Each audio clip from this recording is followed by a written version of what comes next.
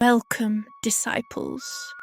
You've entered the world of Lost Me Halo, where a drunken sailor preaches nonsense that somehow makes sense.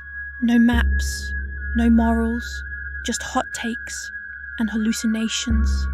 Grab your coffee, light something unhealthy, because the sermon begins now. Trust me, I've definitely broken something. Human beings are strange.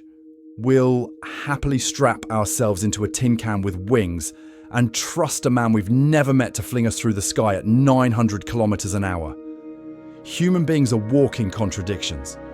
We don't trust the neighbour's maid to water the plants, but we'll happily trust some dude in a white coat with our kidneys. And yet, for all this cautious paranoia, we give away our most dangerous commodity, trust, like it's free ketchup packets at McD's. I've always wondered why. Maybe it's optimism, maybe it's stupidity, or maybe it's that life without trust would be unlivable. Imagine every conversation, every deal, every relationship having to be notarized by a lawyer. You couldn't even lend a friend your charger without demanding collateral and a signed affidavit that you'll actually get it back. But here's the thing. Trust isn't measured in big, dramatic gestures. It's measured in the small, quiet ones. When someone tells you a secret and expects you not to broadcast it after 3 drinks. When your significant other believes you'll actually call back. Even though your track record suggests otherwise.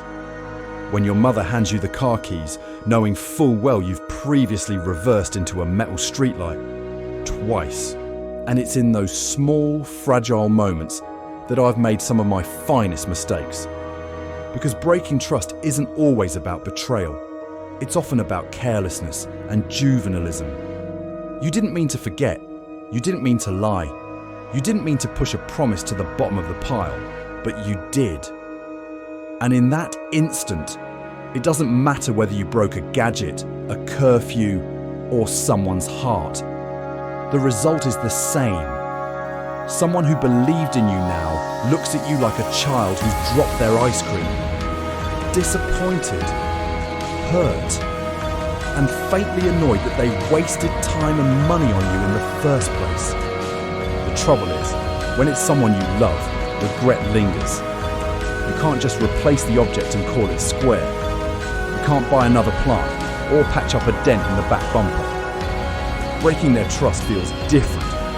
It sits on your chest like a fat Labrador, reminding you of the moment you failed them. But, and here's where it gets inconveniently hopeful, sometimes they forgive you, slowly, awkwardly, in bits and pieces. One day they laugh with you again. One day they hand you something fragile again. Not because you've suddenly become dependable, but because they've decided you're worth the risk.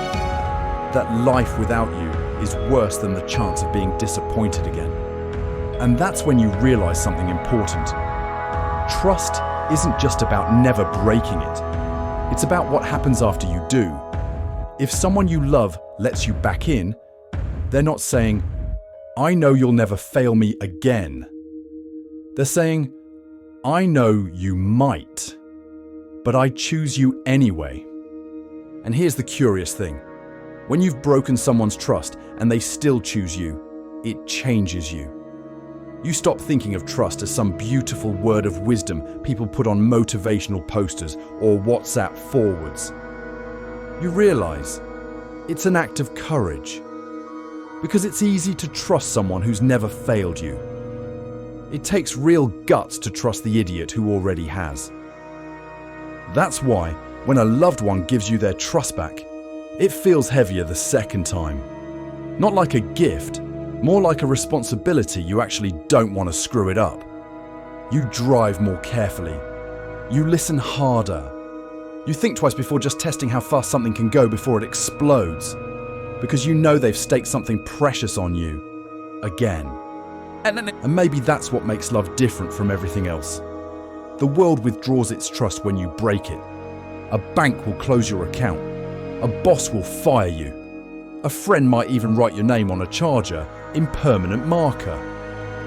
But someone who loves you?